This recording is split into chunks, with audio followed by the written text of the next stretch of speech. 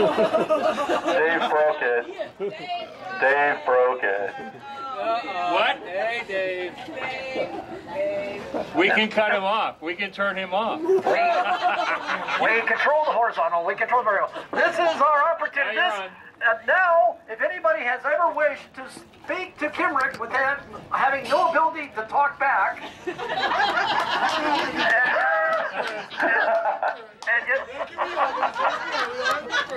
what? That better?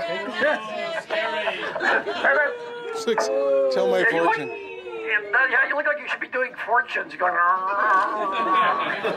want to be big. Your fortune's going to come out of the slot. So, this evening we have constructed a special box to honor Kimrick, or at least give us an opportunity to talk to Kimrick without Kimrick talking back. We're basically filling the void with his immense knowledge. So, what we're going to do. So we have one person waiting, but we're actually waiting for everybody to finish eating. So can I have a first volunteer who wants to step up and speak? Where did you get all these ideas? And he said, "Oh, Grandma, they came with my head." Go figure.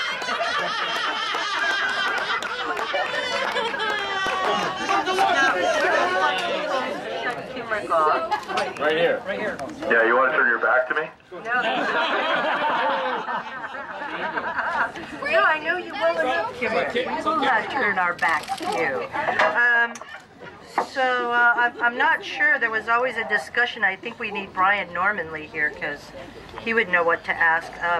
I don't really have anything to say to you or ask you except to just shut you off, Kimrick.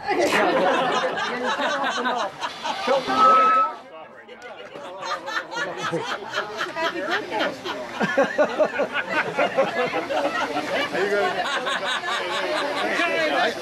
Next. The iPhone was a much more important invention than the steam governor.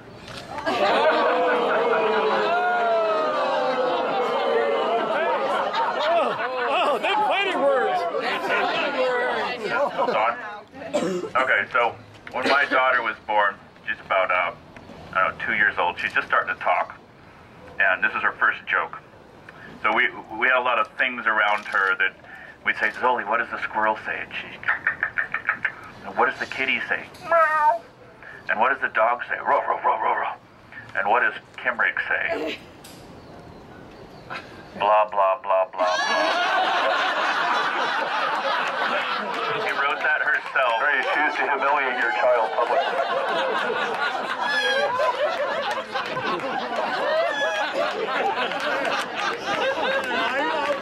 I'm ready. Okay, many years ago at Burning Man, they built a clock and I was father time, okay? Alright, so I'm inside the clock and I'm waving to the people and people are asking me stupid questions like, "Are you Jesus?" And I'm like, "What the fuck? Are you fucking nuts?" Okay, so With that in mind, see, well, where they decided to light the clock, right? With me inside of it.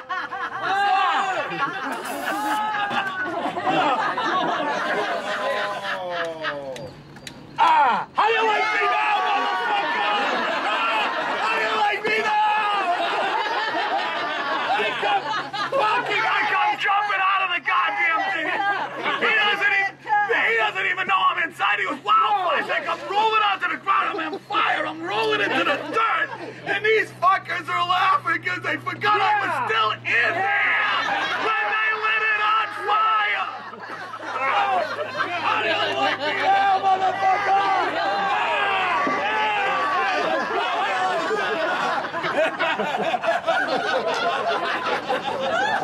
Now try to get out. You forgot to lock the box. Thank you, and that's my story, and I'm sticking to it. No knock on the glass. That upsets the fish.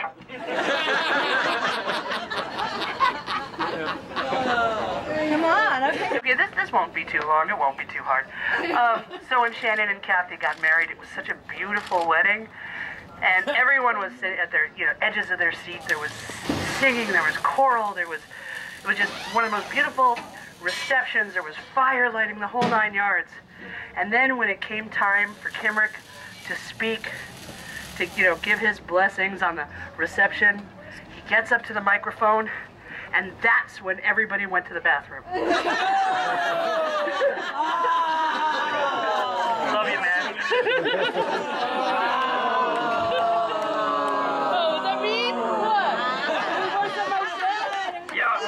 Yeah, everybody went to the bathroom. We didn't get a deposit back on it. Well, hey, wait a second. Isn't he the one that tripped over the guy wires? Yes, he did trip. And then the whole thing came over. Yeah. Oh, that was how it happened. It had to be redesigned. Yeah, he redesigned the That's on. car right before we rode it, right? There needs to be like a little level of anger. Just look at the color of his face, that's all. From the time I can remember, Kimrick was always coming up with unusual ideas. Most of them were safe enough, but we had a couple that got the neighbors who were very conservative, a little bit worried. But one day his grandma said, Kimrick, where do you get all these ideas? I already told that. I already heard that one. It's funny when you say it.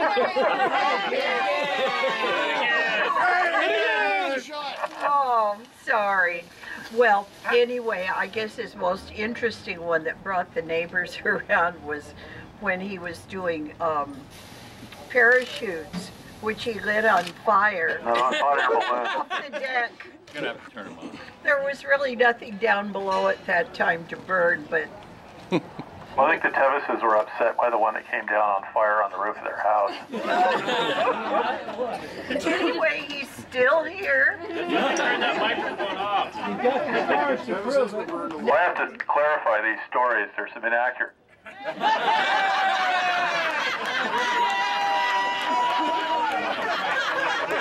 Mine wasn't.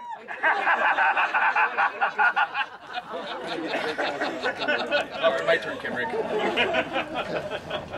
Check. It's the mid-90s in the SRL shop. Kimrick is assembling homemade fireworks from a cardboard box full of black powder and various chemicals. Kimrick gets distracted and pushes his cardboard box full of explosives under Mark's welding table and wanders away. This is a true story, by the way. Several hours later, Mark is welding on the table when he notices smoke pouring from a cardboard box underneath between his feet. He pulls the box out and opens it just as the explosives go off. Oh! Fast forward to a week later. The shop has been closed. Everybody has been banned from the SRL shop. Kimrick has been banned for life. Nobody has seen Mark Pauline in this time. Nobody's sure if he's even alive. Kevin Binkert finally breaks into the shop. Everything is quiet. The place is empty. He wanders into the gloomy bathroom and finds Mark crying over the bathtub, pouring cold water over his face. He walks up and says, Mark, what happened? Everybody's wondering what's up. Mark is crying and says, Kimrick burned my face off! Kevin is horrified, but he can't resist walking closer. He looks over Kimrick's shoulder. He looks over Mark's shoulder and sees an eyebrow slithering down the drain of the green bathroom. Kevin flees the shop. A true story.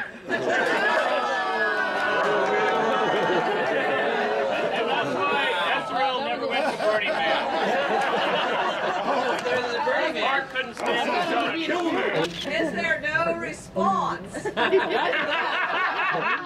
my mic. Oh, it's back on. I would note that 2 weeks later, Mark Pauline was bragging that he got an expensive face peel for free.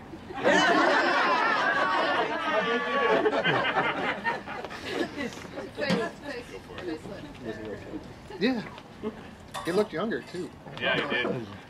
I'm thinking about the maiden voyage of the Never Was Hall. That wonderful vehicle. You know, it was tested within all appropriate tolerances and taken out and assembled in the desert that first time, and its mighty engines were put to the test.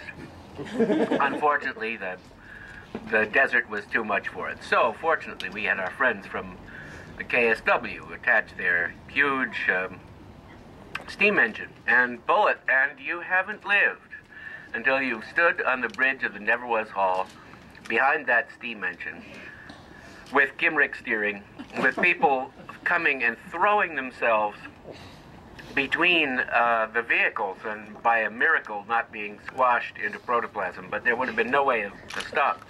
And all the while steering with steely resolve, Kimrick is out of the side of his mouth saying the most appalling things about all the Burning Man inner circle, telling their worst inner secrets, why they should be prosecuted, jailed.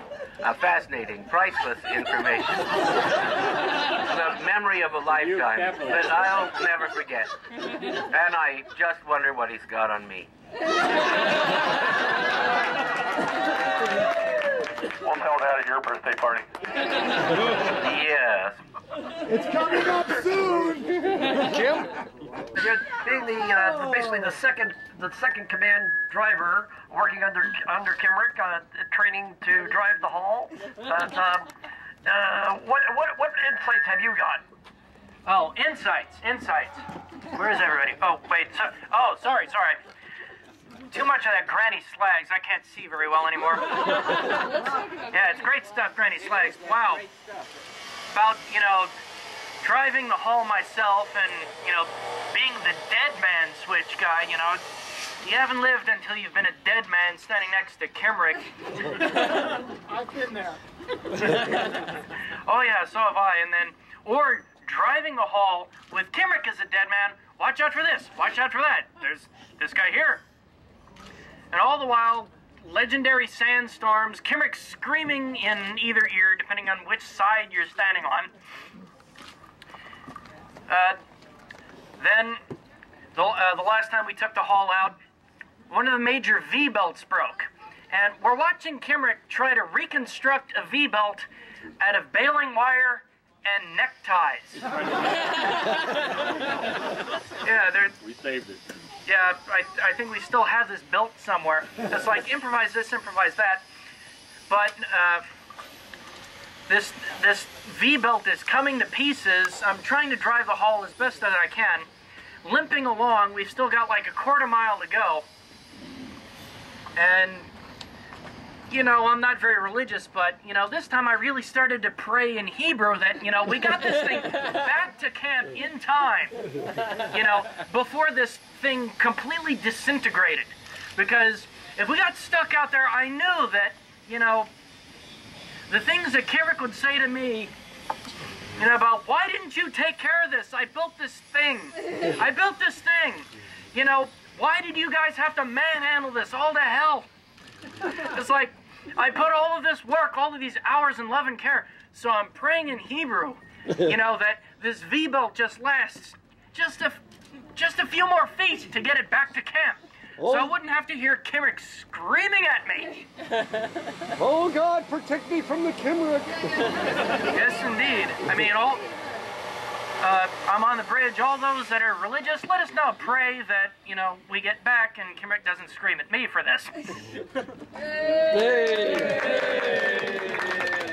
Well, did you get it back? Actually, Yeah, yes, actually, I story, did. Joe. I think you did. Yeah, actually, we did get this We back. actually all died. Another invention Yeah. ended in our untimely death. Actually, that's true. We did, Keep in in mind, fact, I'm get it back.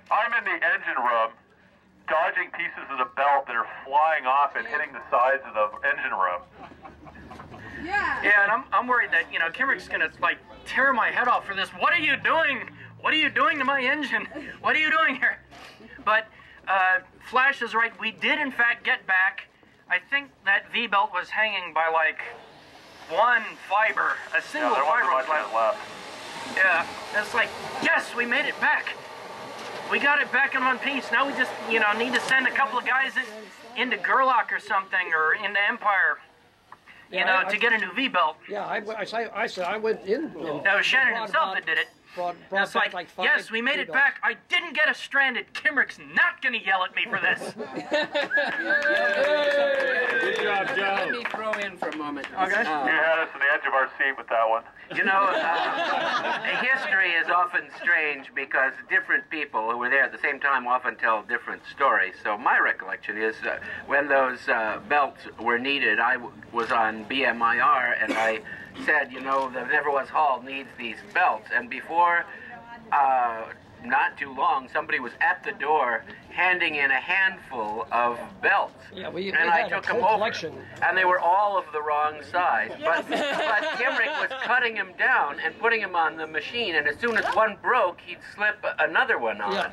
And so, as you know, there's an engine telegraph, but we don't use it. We just open the little louver, and we shout back at Kimrick, who's there with engine grease up to his eyes, you know, working on this stuff and scowling, and flipping one belt onto the other. And although I think they all broke, we arrived at the exact spot we were supposed to be at exactly the right time, which deserves some kind of mention, I think.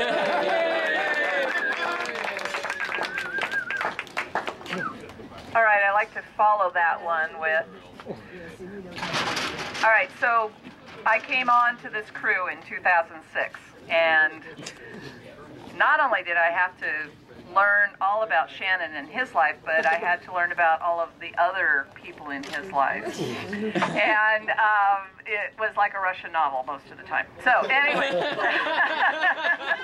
Lolita? Lolita, I don't think so.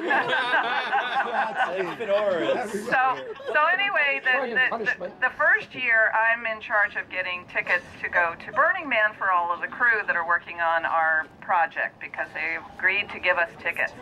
So I am then having to figure out who's going when and who's getting early passes. And that was the first year they were really sticklers about the early pass thing. So anyway, it began a history of many things that happened, from the tickets to the vehicle breaking down to the steam car at our wedding basically being re-engineered moments before we were using it and driving away together. And luckily Matt and Peter protected us from falling over completely and damaging. Yeah, I grabbed onto the back of it and I was sliding downhill with you. Exactly, right. So anyway. The brakes, because Shannon wasn't used to the extra twitchy steering. Oh! Yeah, it was. Yeah, right. So we just had the ceremony. We get in, and I'm going, okay, and Kimrick says, oh, by the way, the steering is different now. What? Yeah, it's a little, it's more responsive. So just watch it. How's that? What were you going to tell me about this? Yeah, it was basically like in a three-wheeler with about 10 gallons of boiling, scalding water in front of you, right in your lap. And a high center of gravity. A high center of gravity with your going downhill. Going downhill with your bride in her very nice dress. And it was so, Mrs. Toad. Right. What did you think of the ride? So we have come up with a wonderful slogan that's going to be on your headstone. Oh, good. Next week? It's not supposed to do that. Because as John and Kirsten know, when we were at their shop 2 years ago with the steam car, somebody bent down to look at what Kimrick was lighting on the steam car and luckily missed their heads when the whole thing blew. And the spittoon, the brass spittoon that was at the top of the steam car at that time, flew literally 30 feet in the air because somebody counted how long it took before it actually came down. It was a good, 5-6 second delay. Oh, really? What would I know? Anyway, here's... just the end is that when it came down, the spittoon was inside out. And I had been just up the ramp, so just inside, and I heard this loud kaboom, and ran. I'm like, what the hell? I ran outside, and everybody's standing around, and Shannon saying, oh, oh, oh, and Kimrick was like, oh, it's not supposed to do that. And then it landed.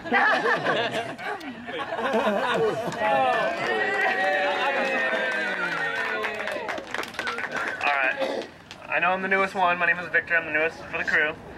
And I can tell you, just barely over a year, maybe a year and a half. What you can say can affect your future grievous injury. Turn them off! Turn them off!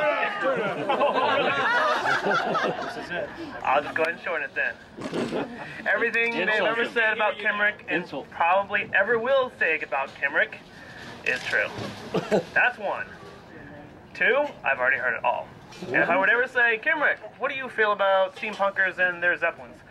Shut up. We've already heard it like probably 7, 8 times. Okay? Give it up, dude. Oh, okay. Sorry. Turn them off, please. Do that.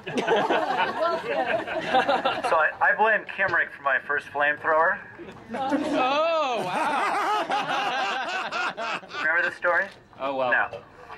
Was this the one at Burning Man that we watched fire department try to put out? Can you shut him off? That was a little later.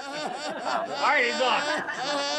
So I showed up in Impressionable Youth, I think in 1995, into this catastrophe, and built a little flamethrower. I think copying Cal's at that point out of propane. But at that point, really, the only people that did flamethrower stuff for amateur purposes was SRL and the various offshoots. Yeah. So, so the first one you make is out of propane. You make the little blower thing and a blaster poofer, and that was less exciting than expected. So I said, well, why don't we pressurize liquid? The liquid's going to be heavier. It's going to go farther. We're going to get a denser fuel. We're going to get more flame, but all sorts of more fun.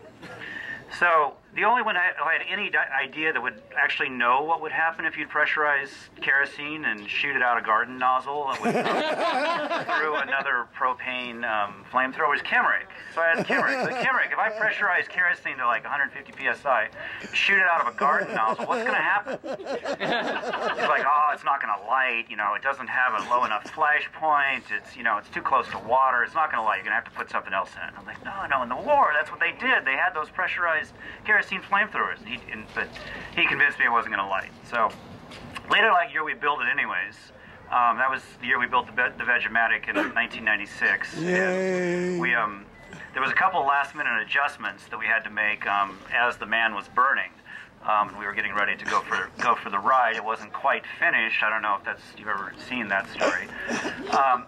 So we're like running. We're like, we gotta go. We haven't, of course, had a chance to test the flamethrower. So Kimrick's like in the back of my mind, if we put kerosene in it, it's not gonna work. Okay. So the last minute, like everything's burning. We're getting ready to go out there, and so we decided to fill the thing with just straight gasoline. So we're like, we really want to have the show here. We put a lot of work into this thing. Let's just put gas in it. Let's get rid of the kerosene. So we put gas in it, we pump it up about 150 psi, and we drive it out in the middle of a crowd of about 5,000 people. We've never tried this. I mean, remember, like at this point, none of us had built pressurized liquid flamethrowers. Like that's obvious now, we know what they do, but we didn't know what they do.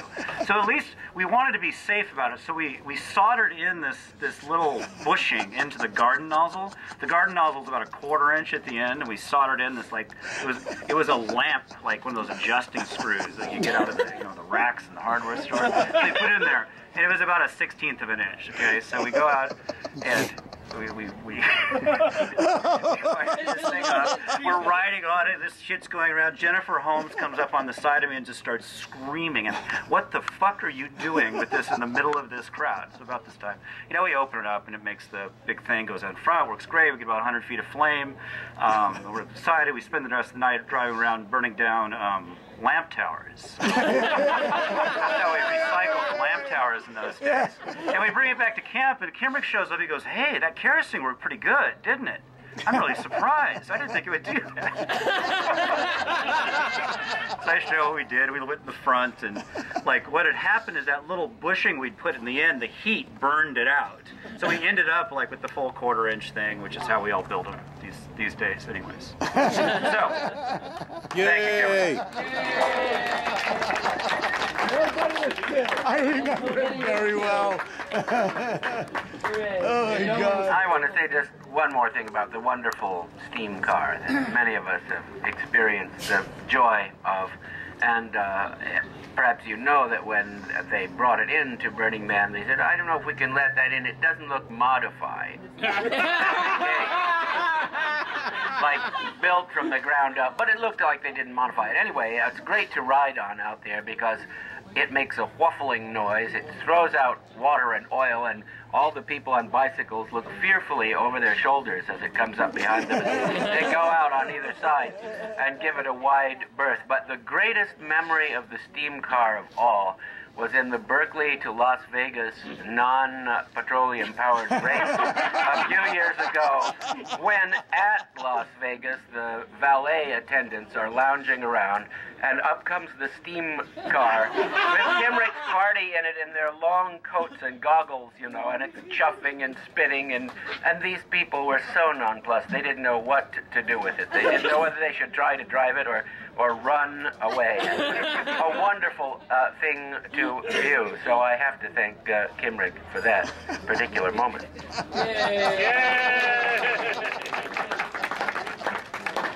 Now, if you don't like our steam car, you're free to build your own. So I have two Kimrick stories that are very near and dear to me. One of them is my first SRL experience, the Doom Show, where this was the first time I met Kimrick, and he showed up with this little helicopter.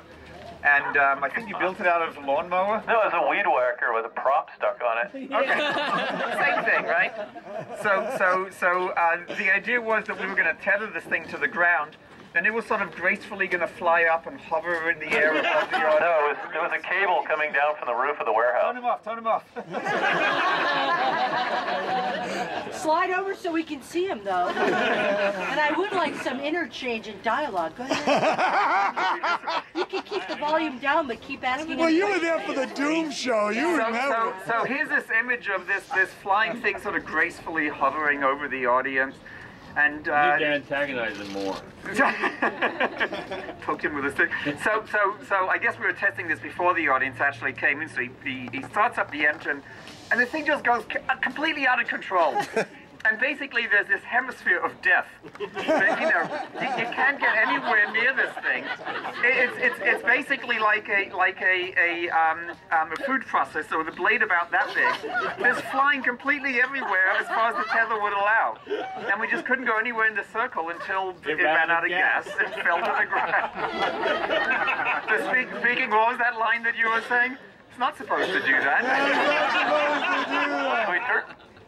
Go ahead. This is what guns are for. Well, we turned the throttle down to a lot less, figuring that would help, and it made absolutely no difference. It was determined to be too dangerous for an SRL show. Yeah, right. Wow. Yeah. There aren't many things that have that distinction, are there? Wow. And it's been in the rafters ever since. No, it started going, it was tied to the ceiling of this like 30 or 40 foot warehouse, and it within seconds had the cable straight out at a right angle to the ceiling and was wrapping around the light fixtures and tearing them from the ceiling. It's like 1940s, big glass light fixtures were raining down.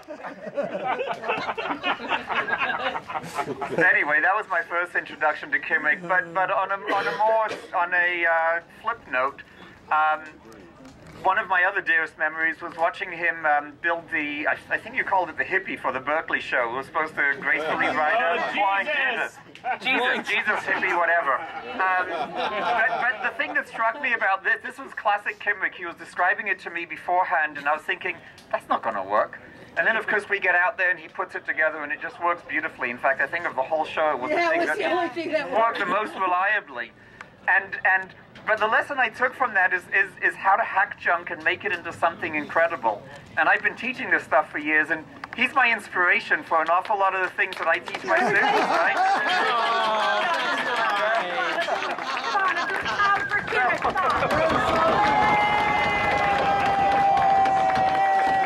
There's something really wrong about that. That's right. So if you think he's dangerous, we're bringing up a whole generation of... Something really, really wrong about that. Hello. I've known Kimrick for, I could tell a lot of Kimrick stories. Do you want his mic off? Yeah, turn Kimrick's mic off. There was one that started like, hey, I think you can make a solid-fueled rocket out of that. Or there was the one that said, oh, don't worry, we've already pressure tested that to 200 psi. Or wow, that would be really cool if you hooked propane up to that. Or oh, no, do you have any compressed air? You already know how those stories end. So I don't need to tell them. I think one of my favorite Kimrick stories was when I was rounding up a crew for the clock tower. And I had gotten about half a dozen of the weirdest, craziest fabricators I knew, and we all went out to lunch to kind of talk about this plan. And I'm looking around at the table. I think Kimrick was there, Shannon was there, Matt was there. I don't think I was there. I wasn't there for that dinner. Anyways. You hadn't pulled me from Flaming Lotus yet. Oh, he wasn't all there. But Shannon pulls me aside, and he says, "Are you sure about this guy, accordion repairman? He seems kind of crazy. He could be in trouble." And I said to that, I was like, you know, Shannon, we mostly just keep him around for entertainment purposes, but occasionally he will amaze us with brilliant strokes of genius. And I have to say, he didn't let us down. I almost burned the clock tower down before we left. I'm going to burn it down, don't you? No, this is the second clock tower, not the first one. No, that's the second. Oh, you only get to burn one flash. Uh-oh. That's right, Liam. You're still young. That's right. There's only one thing you have to know about Kimrick. His mother told me when he was very young, about 3 or 4, he took some pots and pans, and like 6 in the morning, came into the bedroom, smashing the pots and pans together and saying, "Boy, isn't noise fun, Mom?" Eric, I don't think even my mom remembers this. I never forgot it. Kimrick's parents had this troubled youth, and they sent him to a good fundamentalist Christian school. Oh, Jesus Christ. Kimrick can recite and sing every good Christian song you can possibly think of, but he's a devout atheist. And you can talk to him about, well, people have different beliefs, it's kind of relative, it's a cultural, it's kind of like, wouldn't it be bad if we all believed in the same thing? Kimrick says, no, well, you know, it's evolution, it's kind of a code, it's not like binary, but you can kind of understand it. You know, if you look at it, certain genes pass on, some don't. It's not like coincidence, it's nothing like that. Kimrick works now 2 blocks away from a bar called Kimrick's Backyard, and he happens to have his shop next door to a place called God's Gym.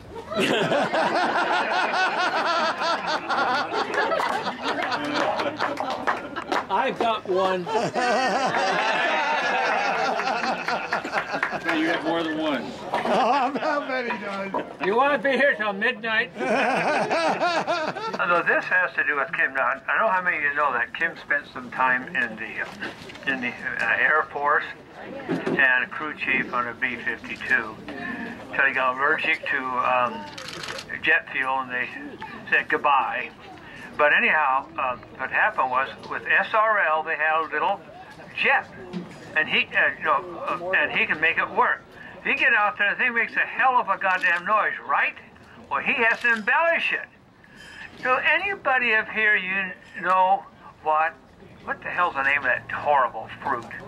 Durian. Durian.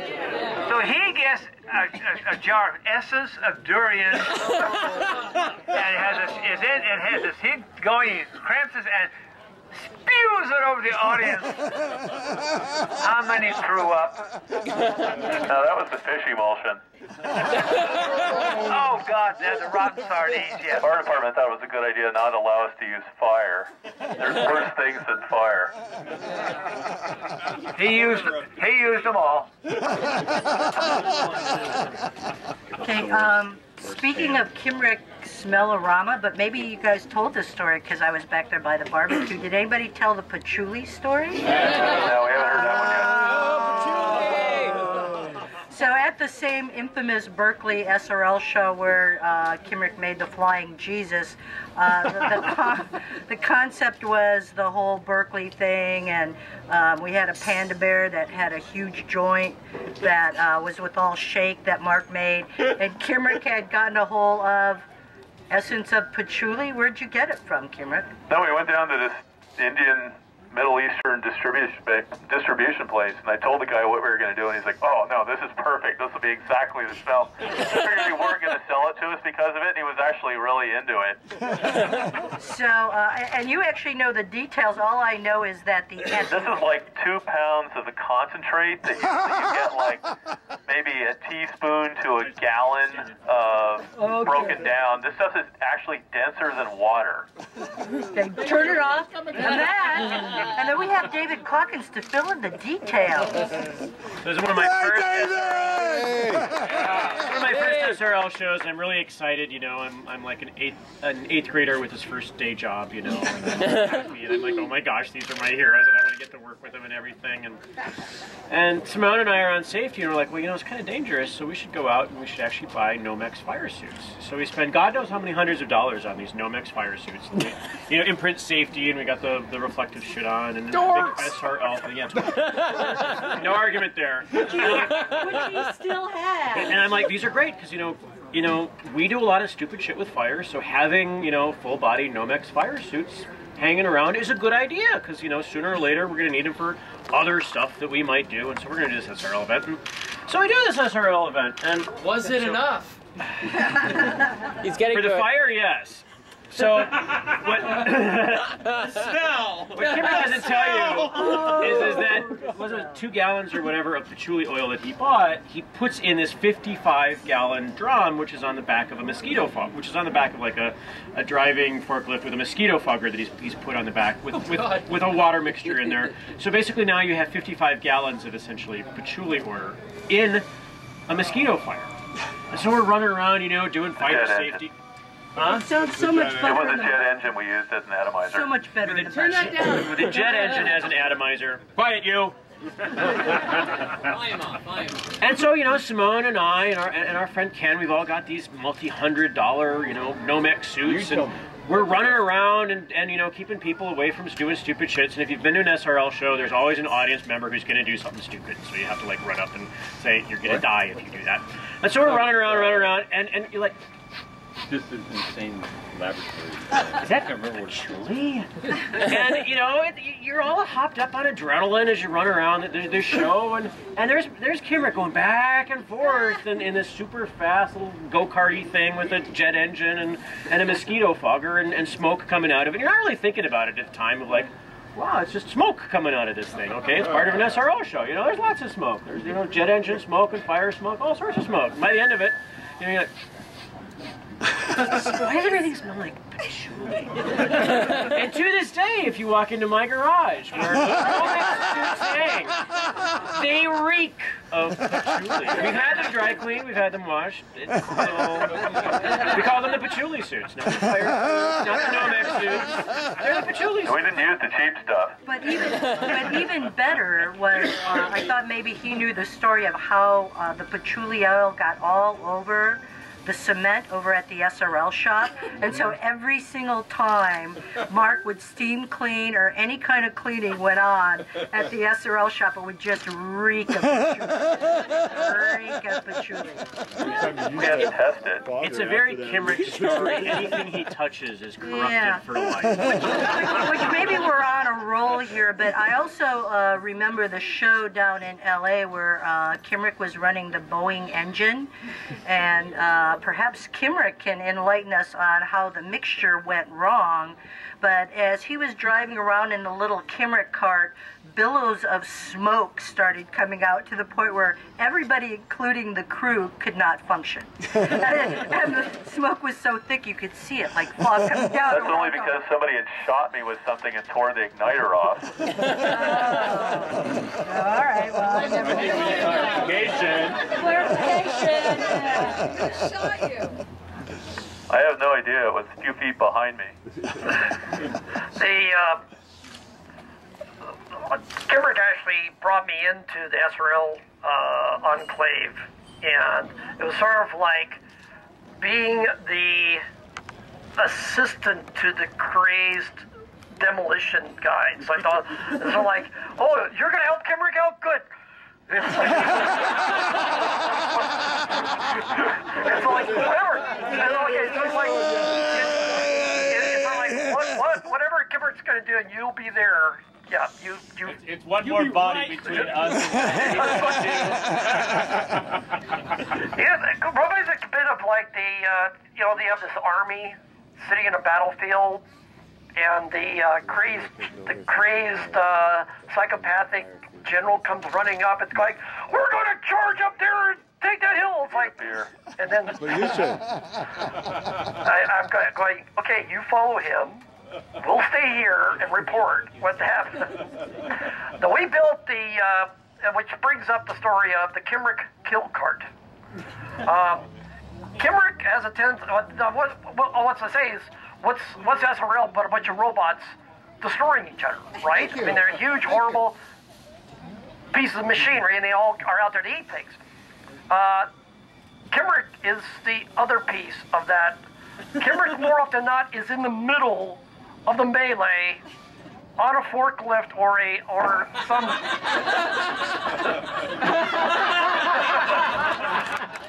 Wait a minute.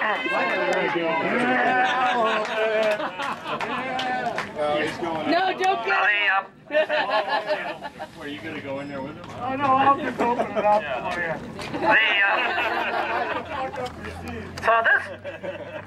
So oftentimes Kimrick has been in where he's been trapped between with the flippy box. Almost ate you.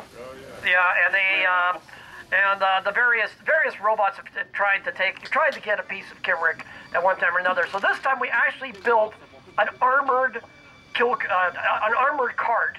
It was basically a electric airplane maneuver moving tug. Luggage tug. Was that a luggage tug? I thought it was a. Anyway, it was a luggage tug, and so we built a little armored box, and like it looked like an ironclad, and they even had thick lucite windows, bulletproof windows. Popemobile. Well, they look like a Popemobile. And it actually was made from a it actually was plywood clad in aluminum from an old postal truck. So you know those are relatively bulletproof, mostly bolts coming from the inside going out. So we actually built that and mounted. There was the 6-barrel shock cannon was mounted on top of that, and Kimrick drove that around at the San Jose show, of which he was basically... Do not armor the bottom, so you don't want to drive over things on fire, or else you're suddenly in a barbecue. But I also had but so basically he was dancing, driving this thing back and forth in front of the can shooter, which fires a beer can filled with cement. Yeah. I was looking at the 2x4 slinger. Oh, I was getting that. Basically, you've got this like range of 2 weapons firing at thing, and so he got actually hit in the on the barrel of the shockwave cannon. But amazingly, once again, Kimrick danced with death once again in an SRL show. But you are just fucking scary. That's all there is to it. You were laughing. Being in Disney's.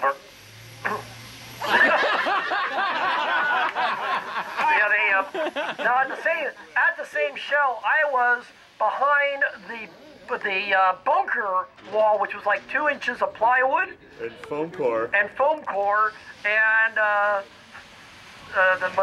my fellow bunker mate there was. We were basically loading. You were running the Horsiclops. Yeah, the Horsiclops. Yeah, and I was loading flammable heads onto a conveyor belt to be going on, and they're being shot at by the can gun and the pitching machine, and we're shooting. Like finally, they take one of the 2x4s takes out a support of a ramp, a rack. It came crashing down onto the conveyor belt where I was like that far from me, and I turned around and looked at you, and all I saw was your silhouette because it was a flame 40 feet high going up into the sky. I mean, basically it was like above us here, and I think you said, I think we can leave now. When I dared look around the corner and I noticed that the entire front of the thing was on fire, my prop was completely on fire. Giant burning foam. The best was when Kimrick was driving around underneath the Tesla coil in the Kimrick cart, and the Tesla coil was completely electrifying the cart, and the electricity was just shooting all around it and hitting the ground. And the cart was just covered with electricity as he was driving it around underneath. It was crazy. Yeah, we can hear you. We can hear you. Anyway, was the Kimrick cart the same thing as at the Los Angeles show? When I asked Kimrick, are you laying down some sort of fog all over us where I can't see anything? He says, no, it's atomized diesel. Oh, well, that sounds so much better. Okay, Jim. Anyway, I just want to finish with yes, Kimrick goes where robots fear the tread. And a comment to all your wonderful friends. Yeah. They know all this about you, and they still drink the Granny Slag. Yeah. They just keep getting the details wrong. And you still don't know our name. Call him Fred. Call him Fred. So we all know that I do show Fred. So Kimrick is clearly excellent at, or an expert at destroying things.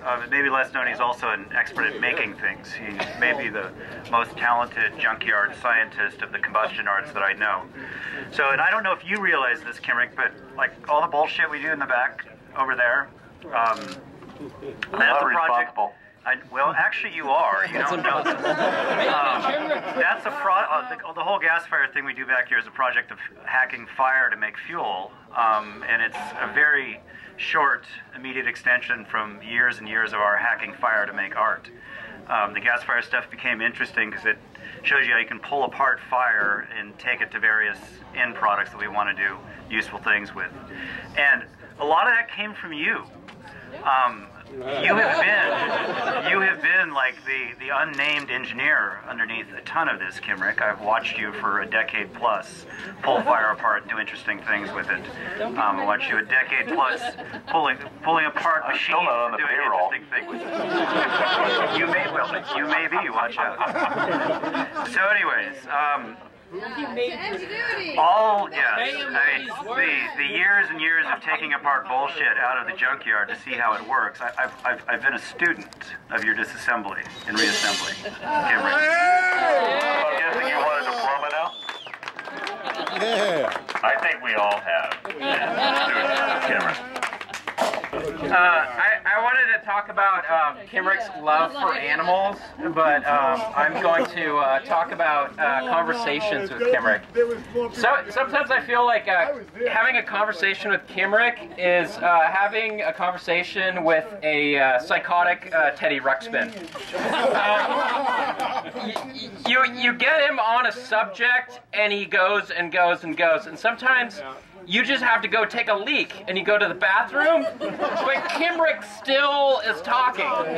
He doesn't notice that you're gone, and then you come back and you've missed part of the story, and you got to rewind the tape somehow. I'm perfectly capable of entertaining myself when you're not there. I know. I mean, we're all aware of this, but it's a unique phenomenon. It is a unique phenomenon, and I often wonder why Kimrick doesn't have a cell phone now. Sometimes it's like, oh, I gotta ask Kimrick a question. Is he at a shop? Well, most of the time he's at a shop, but sometimes you can't get a hold of him. Everyone has a cell phone. Kimrick doesn't have it. I don't understand this. Why don't you have a cell phone? I had a cell phone long before any of you people. Did it have a lead acid battery and a shoulder strap? It had a coily cord that plugged into the vehicle. Nice. I hated it. So sometimes I feel like Kimrick is getting older. He has a hard time maybe hearing people. So for his birthday, I made him an ear trumpet. And so now he can just use the ear trumpet. It actually works pretty well. I'm deafening myself with it right now. Yeah, that's not soldered, so they won't come apart under high heat. No, this is TIG welded copper. So here you go. I'm gonna hand it over to you. It also doubles as a funnel, so you can ensure not to ruin your shoes. Hey, Flash, send us another fire. Yeah, I'm gonna start another fire in a minute and burn his ass. But where's Babalu? Where'd she go? Cause Babalu, come on. Cause like the one that everybody should remember was the one where they invited SRL to be the opening act for the Somar. And I know there's a bunch of people here who could tell the story better than me, They but still don't mention that in their flubber on their website anywhere. Wait a minute. Remember the monster hits the fucking stand. What show? Right? What show? There's no show. And then Willie Brown was crawling because the monster hit the stand, and then they had the jet engine blowing everybody. First they put all the fancy people, you know, the VIP, all the on an aluminum stand about this high, about 30 feet away from the V1 rocket engine. And then we paint a bunch of pictures of people fucking up on cardboard. No, it comes down like this. And a giant balloon that we're supposed to aim this thing into that's made out of nylon. And I told you it wouldn't work.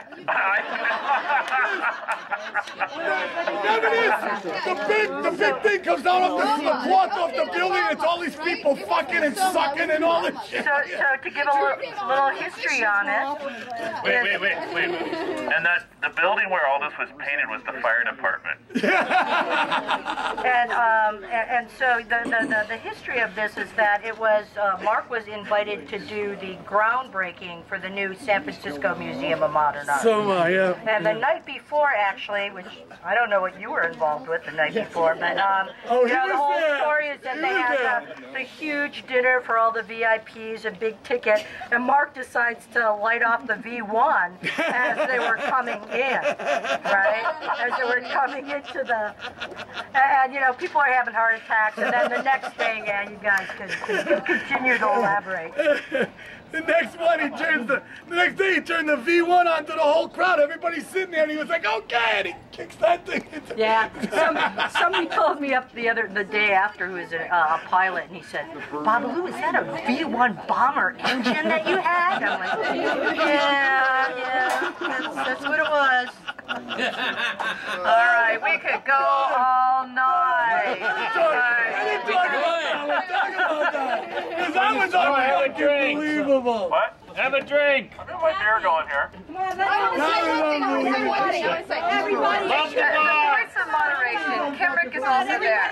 Whenever I go 55 miles an hour, who do I think of? But Kimrick. The best gas mileage occurs at 55 miles an hour. Kimrick doesn't even remember telling me this, but he I don't even know what you're talking about. it's just an entourage of love, and Kimrick, you're the best. The Mad Genius Award goes to Kimrick! Everybody, tap on, give Kimrick a birthday tap. Come on over here. Tap on the box for Kimrick. Everybody all together. Love taps. Come on. Love taps. Love taps. Don't be shy. We got a window in front here. Can you hear me now? Can you hear me now? Are you in there? Are you in there? Happy birthday, Kimrick. Yeah. You old man. Light the fucker on fire. We're gonna light the fucker on fire now. You see, Flash here has the right idea. Flash. You see, Flash, if you build a man a fire, you keep him warm for the rest of the day. If you set a man on fire, you keep him warm for the rest of his life. So Flash here has the right idea. And now we have a birthday gift for Kimrick. As you well know, Kimrick has played death at the Satan show, and has a fantastic death costume. But he also does granny slag. So I came across this at Costco, and I said, I gotta get this for Kimrick. Oh, that is nice. Yeah, you just pour the shit out. We can drink that off. Oh, it's got a little mug. The crystal skull, which just begs to be filled with granny slag. Yeah!